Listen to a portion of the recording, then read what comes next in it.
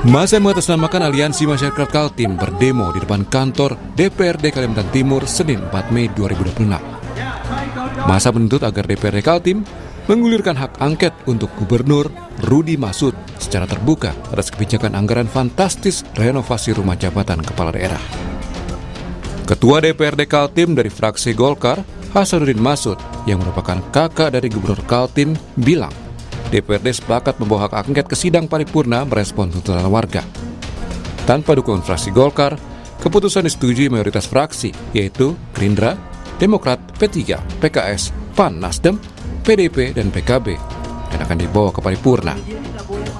Jadi sesuai dengan rapat kita konsultasi hari ini, hak angket sudah kita terima yang diusulkan oleh 6 fraksi ya. Dan ini akan kita masukkan ke dalam paripurna, mana dijadwalkan dalam BAMUS dulu tentunya, karena kita harus merubah BAMUS. Dan mudah-mudahan ini bisa dilakukan secara prosedural dan hasilnya nanti bisa kita pertanggungjawabkan bersama, jangan sampai dia cacat secara prosedural. Ada 21 orang anggota DPRD Kaltim dari 6 fraksi sepakat untuk memberikan hak angket tanpa Partai Golkar. Ada tanda tangan sekitar 21 orang, ya harus dilanjutkan ke paripurna. Inisiatornya siapa nih Bang? Sudah ada? Inisiatornya itu yang pasti 21 orang tanda tangan. Di luar Golkar ya Bang? 22. Di luar Golkar. Sudah memenuhi syarat untuk angket. Kan hanya 10 orang toh. Kan itu 21. Itu 21. Dari laman kaltimprof.go.id diketahui anggaran renovasi rumah jabatan gubernur mencapai 12 miliar rupiah, di mana di dalamnya termasuk anggaran pembelian 2 kursi pijat senilai 125 juta rupiah dan akuarium air laut. Sementara anggaran renovasi rumah jabatan wakil gubernur mencapai 4,9 miliar rupiah. Dan anggaran renovasi kantor gubernur mencapai 8,2 miliar rupiah yang termasuk anggaran laundry sebesar 450 juta rupiah. Gubernur Kalimantan Timur, Rudy Masud, akhirnya menyampaikan permohonan maaf kepada publik terkait polemik rencana renovasi rumah jabatan senilai 25 miliar yang menuai kritik luas dari masyarakat. Rudy menegaskan akan menanggung secara pribadi biaya untuk fasilitas yang berada di luar fungsi kedinasan. Rudy juga akan mengevaluasi seluruh rencana renovasi. Sebagai bentuk menjaga kepercayaan publik, mulai esok, saya juga akan meniadakan keterlibatan keluarga dalam peran struktural yang berhubungan langsung dengan pemerintah Provinsi Kalimantan Timur, termasuk wakil ketua tim ahli gubernur untuk percepatan pembangunan. Kami juga akan membuka ruang transparansi yang lebih luas, agar setiap kebijakan bisa dipahami dan diawasi bersama.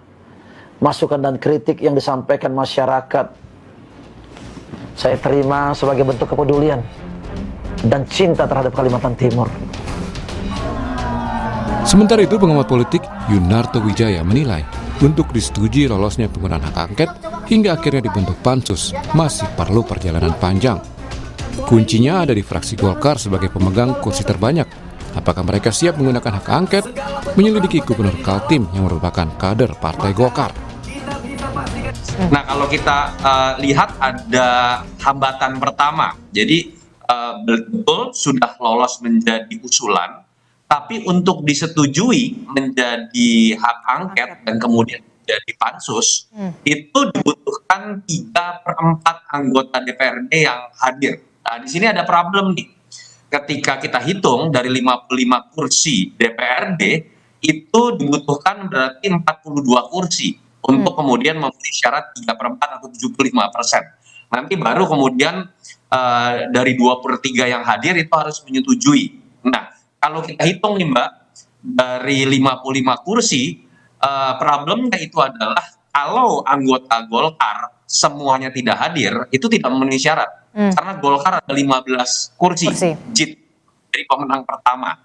Dan saya pikir ini kan akan diuji ya, kedewasaan sebuah partai di hadapan publik, baik itu dari sisi DPRD Golkar Kaltimnya, ataupun DPP yang memiliki fungsi kontrol. Kontroversi anggaran fantastis fasilitas kedinasan Gubernur Kaltim Rudy Masud bukan kali ini saja menjadi sorotan. Sebelumnya, pembelian mobil dinas dengan anggaran 8,5 miliar rupiah untuk Gubernur Kaltim sempat menuai kritikan di tengah efisiensi, hingga akhirnya pembelian mobil dinas dibatalkan. Tim Liputan Kompas TV.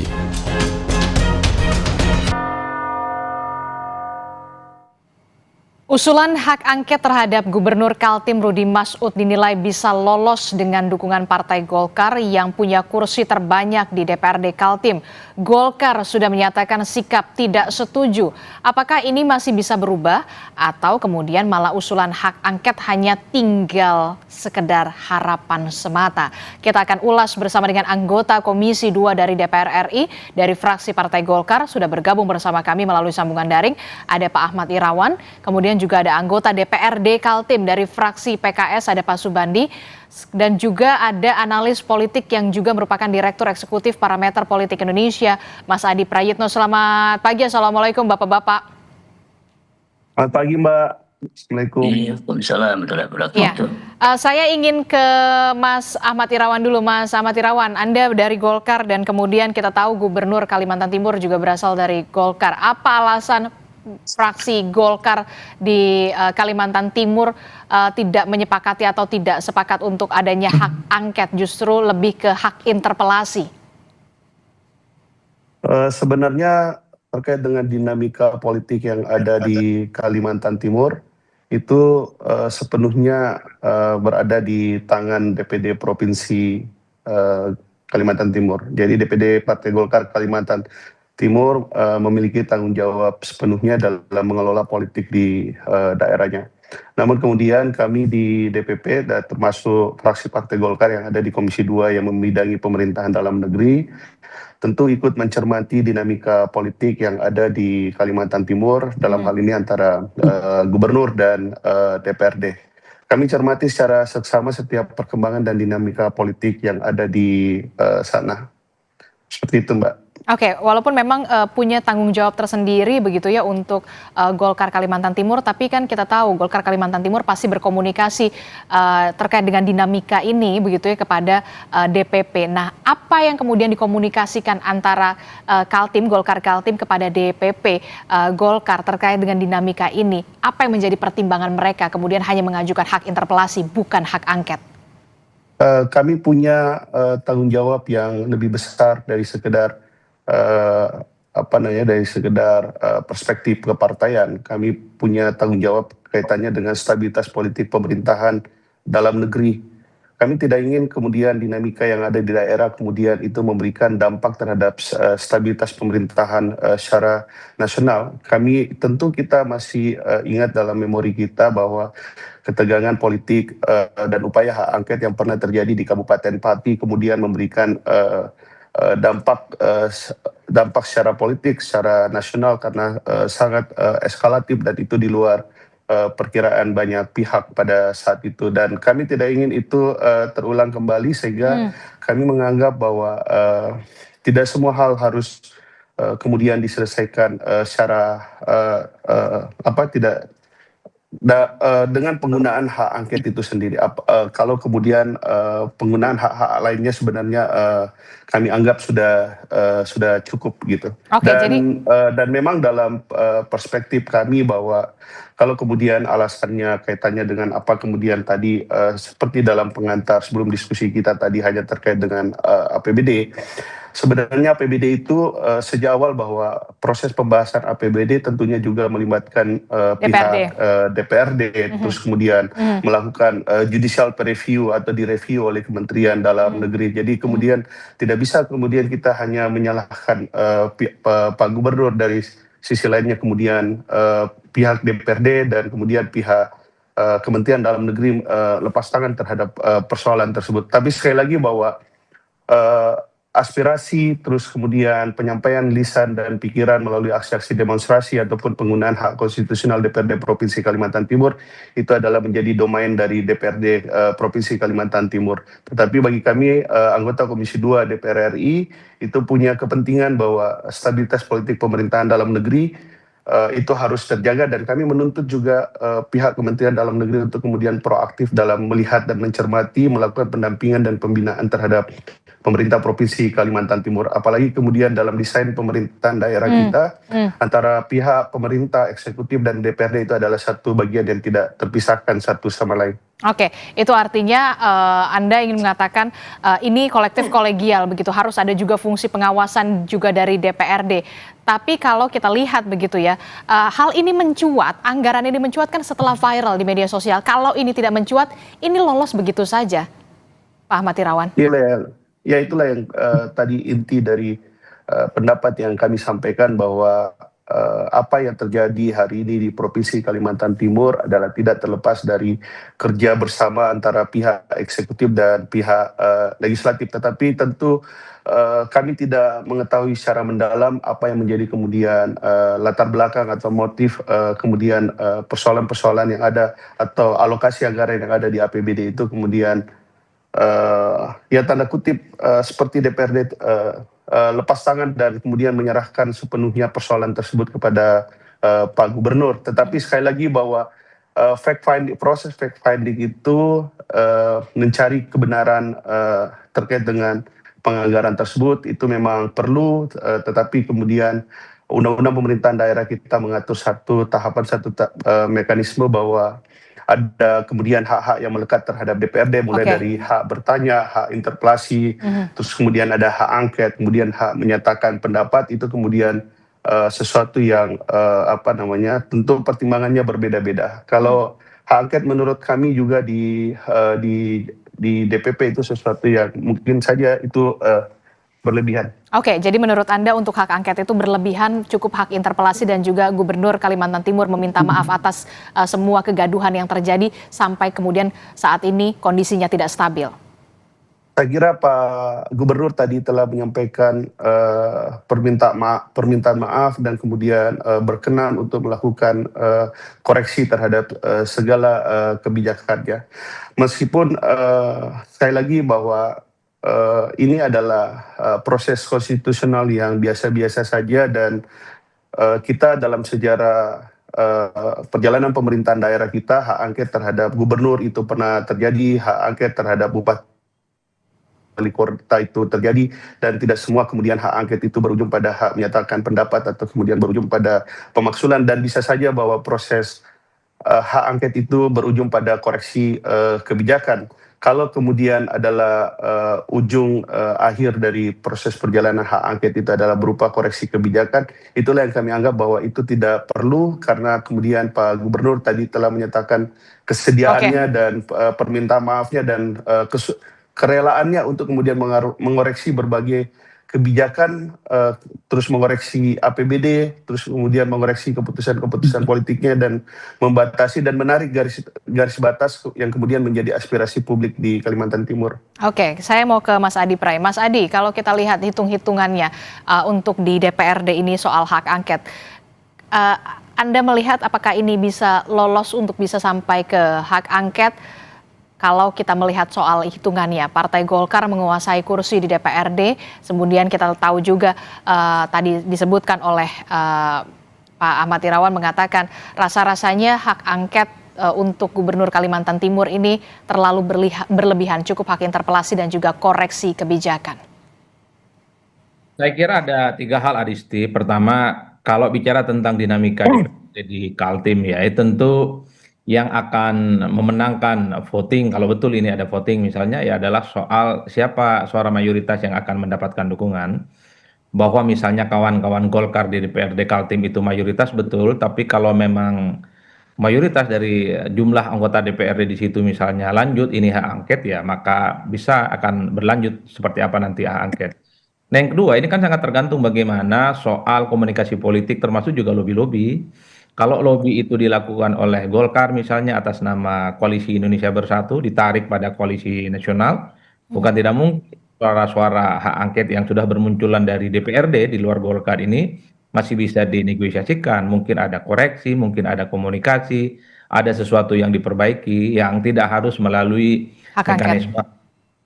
Yang penting kan dalam politik kita itu kan selalu ada tarikan bagaimana koalisi itu tetap utuh mulai dari pusat hingga daerah, tentu alasannya adalah untuk menjamin soal stabilitas. Nah, yang ketiga, kalau kita bicara tentang hak angket ini kan adalah hak yang cukup melekat kepada anggota dewan, termasuk DPRD. Tentu tujuannya adalah untuk melakukan investigasi, termasuk juga adalah untuk melakukan upaya-upaya penyelidikan terkait dengan kerja eksekutif. Hal ini adalah misalnya kepala daerah, bisa bupati, bisa gubernur, ataupun wali kota, terkait dengan kebijakan-kebijakannya yang bisa menimbulkan kontroversi, apakah itu sudah sesuai dengan aturan ataupun tidak. Karena kalau kita melihat rata-rata secara umum, hak angket yang paling dekat dari yang sekarang kan adalah soal DPRD Pati beberapa waktu yang lalu, dan ujung-ujungnya kan tidak ada pemakzulan, kan tidak ada proses apapun, tapi bahwa ada persoalan yang kemudian diinvestigasi oleh DPRD Pati itu ada. Bahkan 2019 kita juga melihat dari dekat bagaimana misalnya Bupati di Jember, bahkan Ibu Fazia kalau tidak salah, itu kan sempat dimakzulkan, meski pada akhirnya pemakzulan yang dilakukan oleh kawan-kawan DPRD di Jember itu kan tidak bisa dijadikan sebagai acuan untuk melakukan pemakzulan, karena di MK kalau tidak salah di putusan akhirnya pemakzulan itu dianggap tidak valid lah, kira-kira begitu. Jadi ini memang prosesnya cukup panjang.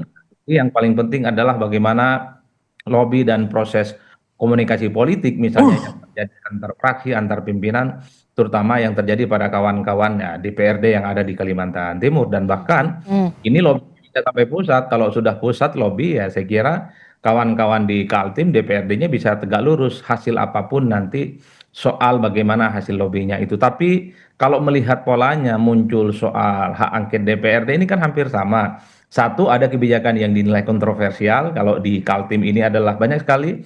Sebelumnya misalnya anggaran soal mobil dinas, kemudian juga soal laundry. Bahkan yang dipersoalkan terkait dengan hak angket ini adalah tentang bagaimana renovasi Rumah. yang terkait dinas. Padahal kalau bicara tentang rumah dinas dan tentu saja anggaran daerah pastinya melalui proses kan pembahasan antara gubernur pastinya dengan DPR. Nah, yang kedua pasti ada demo-demo, di Pati ada demo, dulu di Jember juga ada demo, di Kaltim juga ada demo, dan kemudian DPRD memberikan respon, bisa hak angket, bisa interpelasi, dan terusnya dan seterusnya. Bagi saya ini adalah proses politik biasa yang seringkali terjadi dalam sistem politik kita, tapi yang menjadi penentu dari segala-galanya adalah soal lobby politik. Oke, jadi penentunya adalah soal lobby-lobby politik begitu ya. Ketika memang lobby-lobby politik ini sudah masuk di tangan pusat begitu ya, tentu saja yang di daerah tegak lurus begitu ya. Walaupun kita tahu sudah ada demo di sana yang begitu kencangnya dan juga masifnya soal kebijakan dari Gubernur Kalimantan Timur yang kita tahu beberapa belakangan sudah dilakukan permintaan maaf dari sang gubernur. Saya mau ke Pak Subandi. Pak Subandi, selamat pagi Pak Subandi. Selamat pagi, Mbak. Iya, Pak Subandi merupakan anggota DPRD Kalimantan Timur dari fraksi PKS. Fraksi Anda menyetujui dengan adanya hak angket terkait dengan kebijakan-kebijakan yang diduga menyimpang dan juga kontroversial. Apa yang menjadi pertimbangan fraksi PKS untuk menyetujui adanya hak angket? Kalau dari fraksi Partai Golkar menganggap hak angket tersebut berlebihan. Baik, terima kasih sebelumnya. Ingin kami sampaikan bahwa kemudian PKS kenapa memilih opsi terselenggaranya hak angket itu adalah bahwa yang pertama memang ini adalah hak yang melekat di DPRD ya, selain hak interpelasi, hak angket dan hak menyampaikan pendapat. Semula kami memang bahkan mohon maaf nih, pendapat pribadi saya juga awalnya interpelasi. Kita mencermati situasi dan kondisi di lapangan ya, dan berbagai argumentasi lain. Kita pahami bersama kalau dari syarat-syarat aja, kalau interpelasi itu sebenarnya syaratnya lebih ringan. Misalnya cukup dihadiri setengah dari jumlah total anggota DPRD. Kalau soal pengusul kurang 10 orang anggota, kemudian lebih dari satu fraksi. Kemudian kenapa kemudian kita memilih opsi angket, pada angket ini dari sisi persyaratannya lebih tinggi, lebih sulit. Kenapa saya katakan begitu? Bahwa nanti di paripurna itu sekurang-kurangnya dihadiri 3/4, 3/4, 3/4 dari jumlah anggota DPRD Provinsi Kalimantan Timur. Nah, untuk menghadirkan sejumlah 3/4 itu juga bukan pekerjaan yang mudah, karena kita ketahui bersama Golkar sendiri sudah memiliki 15 kursi. Artinya ketika Partai Golkar tidak hadir semua saja itu sudah tidak quorum. Karena tersisa tinggal 40 anggota DPRD. Nah, ini bab itu. Cuma kenapa kemudian tadi pertanyaannya kita mengambil opsi angket itu, melihat dinamika di lapangan yang begitu, dan ini menjadi isu nasional, dan kemudian kondusivitas pembangunan di Kaltim juga tidak kondusif begitu.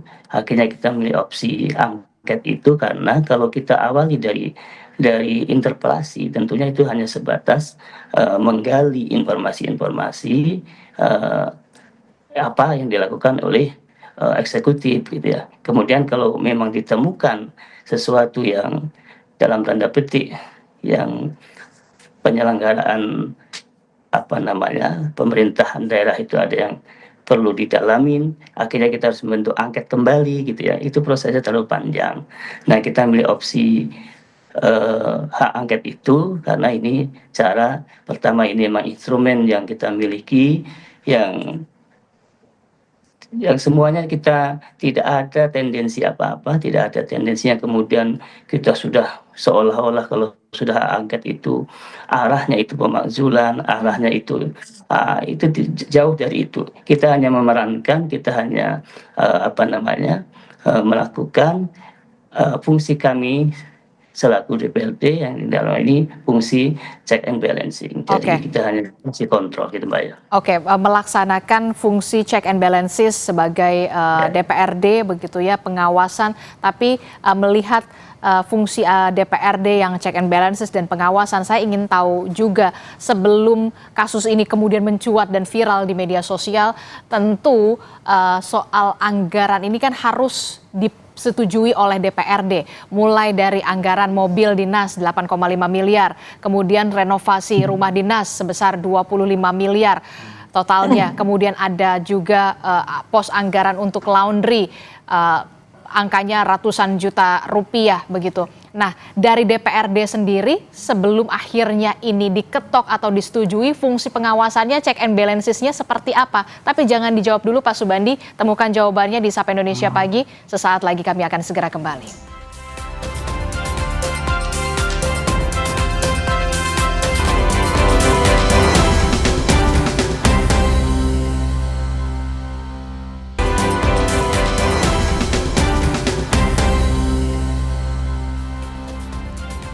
Terima kasih Anda masih bersama kami dalam Sapa Indonesia Pagi. Saudara, kita masih membahas soal bagaimana rencana hak angket yang sudah disetujui oleh 6 fraksi di DPRD Kalimantan Timur. Begitu, salah satunya adalah fraksi PKS dari DPRD Kalimantan Timur. Ada Pak Subandi. Pak Subandi, melanjutkan pertanyaan tadi saya begitu ya. Ini kan kasus ini mencuat atau kebijakan-kebijakan kontroversial sang gubernur ini mencuat ketika viral di media sosial. Tapi kemudian sebelum ini viral di media sosial, tentu DPRD harusnya idealnya sudah mengetahui soal pos-pos anggaran yang kemudian diajukan dan disetujui pula oleh DPRD. Mobil dinas harga 8,5 miliar, kemudian ada rumah dinas renovasi 25 miliar, ada laundry, pos anggaran laundry ratusan juta rupiah. Nah, saya ingin pertanyakan kembali fungsi pengawasan dan juga check and balances DPRD sejauh ini seperti apa? Apakah tidak mengetahui soal pos anggaran ini? Pak Subandi masih di mute. Oke, silahkan Pak Subandi. Baik, makasih. Jadi terkait dengan anggaran-anggaran, baik itu mobil maupun renovasi dan lain sebagainya, ini mohon maaf, kalau secara pribadi saya memang bukan bagian dari badan anggaran, sehingga tidak terlalu detail melihat ini ya. Cuma apapun itu, yang pasti lembaga DPRD sudah mengesahkan APBD yang kemudian ternyata di dalamnya ada item-item pembelanjaan terkait renovasi, terkait penganggaran mobil dinas. Tapi yang saya pahami, yang saya tahu selama ini, karena sebelumnya saya pernah di DPRD kota, apa namanya, biasanya teman-teman anggota DPRD ini kurang jelinya di satuan 3. Selama ini yang kita apa namanya, terkadang kita menyusun anggaran, kemudian kita membahas anggaran itu, waktunya terkadang mepet. Bayangkan kalau buku APBD setebal sekian halaman yang kemudian harus melototi semua satuan 3, itu kemudian tentunya waktu yang tidak tercover. Tapi yang apapun itu, ini menjadi koreksi kami, menjadi koreksi anggota DPRD Provinsi Kalimantan Timur untuk ke depan, supaya ketika kita turut mengesahkan atau menyetujui anggaran-anggaran itu, ya tentunya kita harus tahu detailnya item-item apa aja belanja itu digunakan. Tapi yang pasti ya dari komunikasi masih teman-teman di DPRD Provinsi Kalimantan Timur, kami kelewatan atau kalau dibilang kecolongan juga tidak. Yang pasti kita tidak monitoring sampai ke satuan 3. Nah, artinya proposal yang disuguhkan oleh pemerintah provinsi sekian, ya mungkin disinilah teman-teman badan anggaran itu tidak sempat mempelajari sehingga detail hingga satuan 3 tadi. Ini yang saya pahami. Itu mohon maaf karena saya juga bukan bagian dari anggota badan anggaran. Nah, ini tentunya tidak bisa menjelaskan secara gamblang. Tapi yang pasti apapun itu, ini koreksi kami untuk kedepannya untuk lebih bisa berhati-hati lagi. Oke, karena ketika kebijakan ini kemudian mencuat viral di media sosial, kemudian pasti juga ada pertanyaan bagaimana fungsi pengawasan dan juga DPRD Kalimantan Timur bisa meloloskan anggaran ini, Pak. Ini yang kemudian juga menjadi pertanyaan banyak pihak tentu saja. Saya ingin ke Mas Adi Prayitno. Mas Adi, bagaimana mendengar penjelasan dari DPRD? Tentu DPRD juga harus punya fungsi pengawasan dan juga check and balances begitu ya. Kemudian saat ini hak angket, kemudian juga dari Golkar hak interpelasi. Apa yang kemudian menjadi catatan Anda soal ini, Mas Adi Pray? Ya, saya kira memang ini semakin menebalkan betapa memang check and balances dari kawan-kawan DPRD di Kaltim itu tidak berjalan dengan maksimal. Karena kan mestinya setelah begitu banyak kabar-kabar dan berita-berita yang cukup viral terkait dengan Gubernur Kaltim ya, mulai dari soal mobil dinas, tentang kursi pijat dan seterusnya itu, mesti ada forum yang disebut dengan forum tabayun ataupun forum klarifikasi, bisa melalui RDP, rapat dengar pendapat dan seterusnya. Ada pembicaraan dari hati ke hati terkait dengan apa saja yang kemudian menjadi gosip nasional ini di Kalimantan Timur. Yang kedua, dari kita yang melihat dari jauh sekalipun, setiap anggaran yang dimiliki oleh gubernur, bupati, dan wali kota, pastinya sudah melalui proses kawan-kawan DPRD, Adis. Ini yang kemudian wajar kalau kemudian dalam banyak hal, kenapa dalam pembahasan budgeting terkait dengan pengadaan, termasuk juga soal renovasi rumah dinas dan seterusnya, baru kemudian dipersoalkan saat ini. Itulah yang kemudian banyak sekali pihak yang bertanya-tanya. Tapi apapun bagi saya, kalau kita mendengarkan statement dari Pak Subandi, rasa-rasanya sudah mulai masuk angin ini.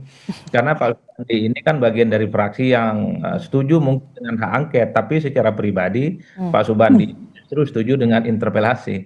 Jangan-jangan besok-besok akan semakin banyak yang masuk angin dalam tanda kutip ya, yang tidak mau proses ini menjadi proses angket, tapi lebih pada interpelasi misalnya untuk menyatakan pendapat terkait dengan isu-isu yang cukup mutakhir terkait dengan Pak Gubernur yang ada di Kalimantan Timur. Tapi bagi saya ini prosesnya masih panjang, masih sebatas usulan dan belum menjadi sesuatu yang sifatnya definitif terkait dengan hak angket yang ada di DPRD Kaltim. Tapi bagi saya kalau forumnya adalah forum klarifikasi, forum tabayun, ya tentu hak angket itu menjadi tidak relevan. Kecuali memang ada sesuatu yang dianggap jauh lebih serius ya untuk melakukan penyelidikan terkait dengan indikasi-indikasi kebijakan-kebijakan yang mungkin menimbulkan kontroversi dan butuh klarifikasi yang cukup panjang. Tapi bagi saya memang yang paling penting ujung tombak dari check and balances dari ini semua ya adalah kawan-kawan DPRD. Jadi seyogianya sebelum ini menjadi isu nasional, sebelum ada proses dan protes demonstrasi misalnya di Kalimantan Timur, ya mestinya ada forum yang kemudian bisa dibicarakan secara terbuka, rapatnya bisa tertutup ataupun terbuka antara DPRD dan gubernur terkait dengan anggaran-anggaran yang sifatnya fantastis. Cuman memang Gubernur Kaltim ini punya itikat yang baik, misalnya minta maaf secara terbuka atas kegaduhan-kegaduhan dan bahkan siap bertanggung jawab jika ada sesuatu di luar pengadaannya itu, misalnya di luar APBD, dan itu akan ditanggung gitu ya. Itu adalah menurut saya yang melihat dari jauh sesuatu yang sifatnya positif, itikat baik, dan tentu saja tinggal bagaimana komunikasinya dengan DPRD di kemudian hari. Bagi saya pada akhirnya Adisti ini adalah soal lobby, apakah angket ini akan lanjut ataukah tidak. Saya kira di situ. Oke, tapi secara garis besar menurut Anda kalau melihat ini peluangnya sedikit sekali untuk bisa masuk ke lolos ke hak angket? Ya, kalau melihat rata-rata secara umum Golkar sebagai partai pemenang pileg di situ dengan jumlah DPRD terbanyak, ya tentu soal hak angket ini jalanan yang ditempuh cukup berliku dan mendaki, Hadisti. Ada lobby, ada apa namanya tingkat persentase kehadiran DPRD untuk memutuskan apakah ini akan menjadi voting nanti tentang hak angket ataupun tidak. Saya kira Pak Subandi harus spill sedikit nih ke kita, bagaimana konfigurasi politiknya di DPRD Kaltim itu. Apakah satu akan tegak lurus ataukah jangan-jangan besok-besok akan seperti Pak Subandi nih, ini pernyataan pribadi saya yang lebih condong misalnya ke interpelasi. Itu kan yang saya sebut dalam tanda kutip mulai masuk angin nih, jangan-jangan gitu ya. Oke. Silakan Pak Subandi. Silakan Pak Subandi. Jadi yang saya sampaikan bahwa secara pribadi itu sebelum adanya angket ya. Jadi ketika partai sudah memutuskan bahwa kita memilih opsi angket, ya tentunya saya secara pribadi juga harus mendukung itu. Karena itu sudah menjadi keputusan partai. Jadi saya sampaikan bahwa yang saya sampaikan pendapat pribadi itu sebelum adanya keputusan partai. Perlu saya sampaikan, tadi sudah disinggung masalah sama Bang Adi bahwa begini, sebenarnya hak angket ini buat kami ini ajang ataupun tempat ataupun wadah eksekutif dalam hal ini gubernur dan wakil gubernur beserta jajaran pemerintah provinsi untuk menjelaskan segamblang-gamblangnya. Jadi di forum inilah sebenarnya kesempatan yang sangat baik untuk eksekutif menjelaskan duduk persoalannya. Tadi disampaikan kenapa belanja mobil dinas sampai sekian, itu juga sudah dikembalikan dan belum. Dan kemudian ada lagi kenapa belanja laundry yang muncul, yang viral belakangan ini, sampai 450 juta. Sebenarnya ternyata setelah kita gali informasi, 450 juta itu dipahami oleh masyarakat seolah-olah itu hanya untuk cuci dan gosok bajunya gubernur kan. Bukan, tapi untuk keseluruhan. Ternyata untuk keseluruhan ada cuci ambal, ada tapi cuci gorden. Tapi kan memang seidealnya begitu ya. Dan ini maksud saya, inilah momentum pemerintah provinsi menjelaskan secara detail. Karena opini di masyarakat, opini yang terbangun itu seolah-olah itu hanya untuk, mohon maaf, setrikaan dan cuci saja, padahal itemnya banyak. Apalagi sekarang adanya efisiensi, rapat-rapat di gubernur itu banyak dilakukan di rumah dinas gubernur. Nah di situ tentunya frekuensi kegiatan gubernur juga banyak. Nah itu yang menyebabkan anggarannya sebenarnya biasa-biasa saja. Nah inilah maksud kami, ajang atau momentum yang pas gubernur menjelaskan. Berarti saja caranya menjelaskan. Tapi seyogyanya permintaan penjelasan itu dilakukan sebelum adanya persetujuan APBD yang kemudian belakangan baru diketahui, kemudian juga akhirnya viral di media sosial. Seyogyanya permintaan penjelasan itu sebelum adanya persetujuan APBD, Pak Subandi. Tapi ini sudah kadung terjadi begitu ya. Tapi saya terakhir ke Pak Ahmad Irawan. Pak Ahmad Irawan, kalau dari DPP sendiri begitu ya, bagaimana sejauh ini komunikasi antara DPP dan juga Pak Rudy Masud begitu ya, Gubernur Kalimantan Timur soal ini? Benarkah koreksi kebijakan dan juga permintaan maaf dari seorang Rudy Masud cukup untuk kemudian menjadi pertanggungjawaban kepada warga Kalimantan Timur? Komunikasi kami sejauh ini sangat baik dan kami meyakini bahwa kemampuan dan pengalaman Pak Rudi Masud itu selama ini bisa dan akan bisa menyelesaikan ketegangan politik atau komunikasi politik antara DPRD dan pihak pemerintah Provinsi Kalimantan Timur. Sembari juga kami mengingatkan kepada Pak Rudi selaku kolega kami di Partai Golkar agar kemudian terus-menerus memberikan penjelasan terhadap tidak hanya kepada DPRD tetapi juga kepada publik secara luas, terhadap tokoh-tokoh masyarakat, terhadap tokoh-tokoh agama yang ada di Kalimantan Timur. Dan juga kami ingin menyampaikan bahwa agar kemudian pihak pemerintah Provinsi Kalimantan Timur, dalam hal ini Pak Gubernur, agar juga menggunakan segala hak-haknya untuk kemudian menyampaikan klarifikasi, menyampaikan penjelasan atas segala hal yang telah diambilnya, berbagai kebijakan yang telah diambilnya, dan juga untuk mengurangi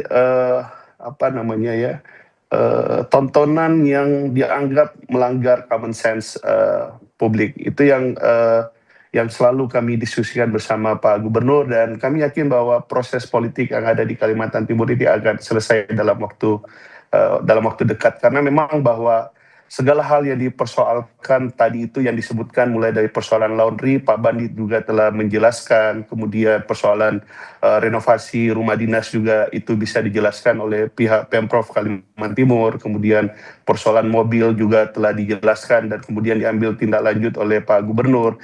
Jadi saya kira masalah-masalah tersebut itu bisa dan cukup kalau kemudian pihak DPRD itu menggunakan hak konstitusionalnya untuk kemudian mengajukan pertanyaan, baik melalui rapat dengar pendapat atau kemudian seperti yang disarankan oleh Pak Adi tadi adalah komunikasi dari hati ke hati antara Pak Gubernur dan DPRD gitu. Dan tetapi sekali lagi apapun itu, bahwa kami menghormati segala hal penggunaan hak konstitusional yang ada di DPRD Provinsi Kalimantan Timur, tetapi kami ingin mengingatkan bahwa apa yang dipermasalahkan hari ini adalah keputusan bersama yang diambil melalui yang disebut dengan APBD, dan kami minta pemerintah, Kementerian Dalam Negeri untuk turun segera menyelesaikan dan memfasilitasi dan membina, mendampingi pihak Pemprov Kalimantan Timur untuk menyelesaikan persoalan politik ini antara Pemprov dan DPRD Provinsi Kalimantan Timur. Oke, tentu saja ini kasus Pati dan juga kasus dari Kalimantan Timur ini diharapkan tentu menjadi pembelajaran kepala daerah untuk bisa lebih berhati-hati, dalam tanda kutip, lebih bijak lagi untuk melakukan kebijakan yang kita tahu jangan sampai kemudian mencederai hati masyarakat yang sudah memilih. Boleh saya tambahkan sedikit? Silakan. Oleh karena itu kami minta Pak Gubernur tidak hanya menyelesaikan komunikasi politiknya dengan DPRD, tetapi juga mendengarkan segala aspirasi publik yang disampaikan melalui berbagai aksi demonstrasi tersebut. Oke. Terima kasih, Mbak. Oke, saya harapkan juga Gubernur Kalimantan Timur bisa menerima audiensi juga dari masyarakat atau dari pendemo yang kemudian ingin menyuarakan aspirasi mereka, begitu ya, karena kita mau tidak mau seorang gubernur ini dipilih oleh warganya sendiri. Terakhir saya ingin ke Mas Adi Pray. Poin kritis dari ini yang juga harus menjadi pembelajaran tidak hanya di Pati tapi Kalimantan Timur, termasuk juga kepala daerah untuk bisa lebih bijak, lebih hati-hati dalam melakukan kebijakan, jangan sampai mencederai hati warganya yang sudah memilih. Ya, bagi saya secara prinsip dua hal. Pertama, kebijakan-kebijakan yang dibuat itu justru dikhawatirkan jangan sampai terulang lagi, akan melukai perasaan publik di tengah gonjang-ganjing efisiensi terkait dengan situasi global. Kalau kemudian ada anggaran-anggaran yang dianggap memanjakan fasilitas kepala daerah, itu yang kemudian akan menimbulkan kontroversi dan bahkan resistensi adis. Nah, yang kedua, kalau kita mendengarkan pernyataannya Pak Subandi, ini kan adalah forum untuk bertanya sebenarnya kepada gubernur terkait dengan kebijakan-kebijakan yang sedang ramai diperbincangkan.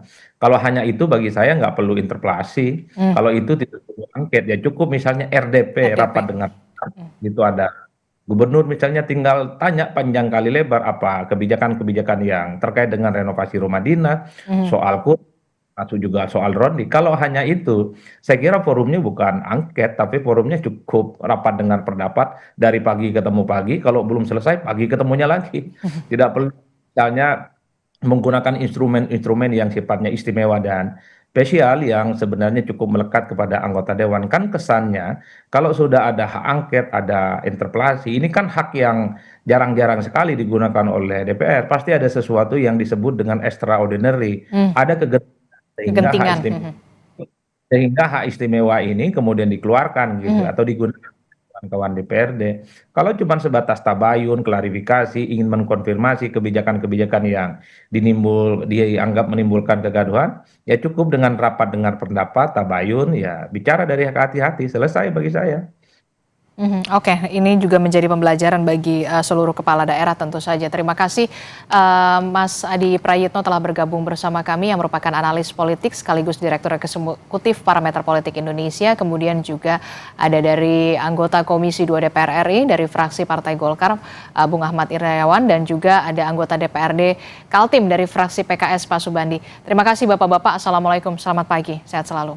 Terima kasih Mbak. Assalamualaikum. Pak Bandi. Waalaikumsalam warahmatullahi wabarakatuh. Assalamualaikum warahmatullahi wabarakatuh.